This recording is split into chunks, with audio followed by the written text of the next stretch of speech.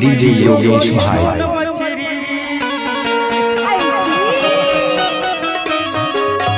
गोरी सोन मछरी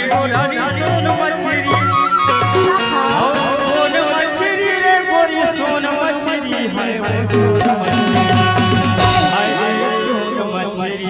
डीजे योगेश भाई बताओ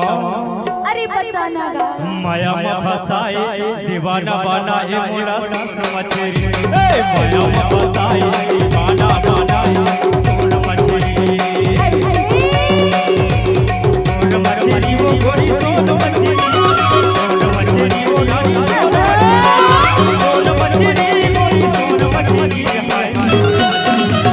माया में फसाए मोरा दीवाना बनाए सोन मछली माया में फसाए दीवाना बनाए सोन मछली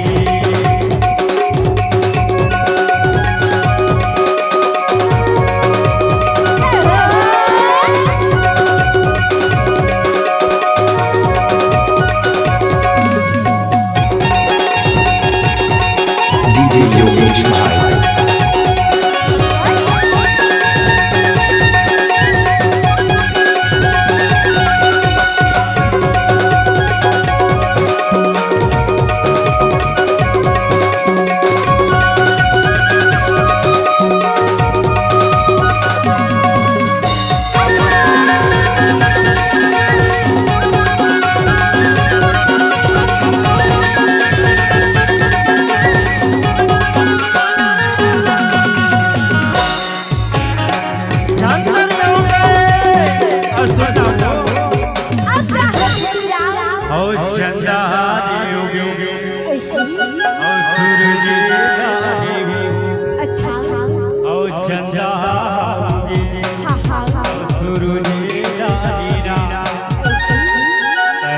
डीजे योगेश भाई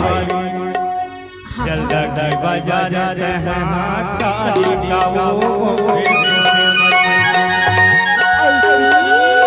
सोन मछली वो रानी सोन मछली वो गोरी सोन मछली सोन मछली गोरे सोन मछली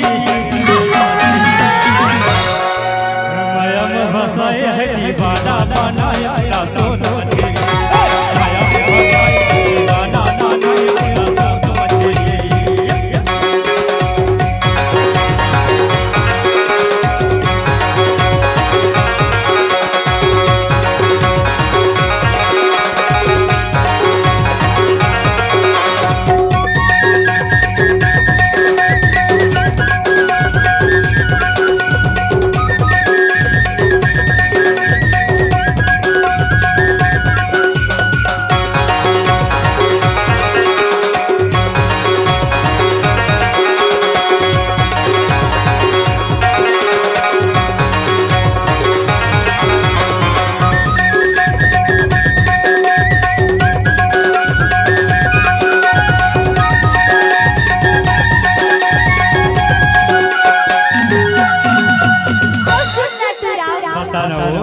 डीजे योगेश भाई।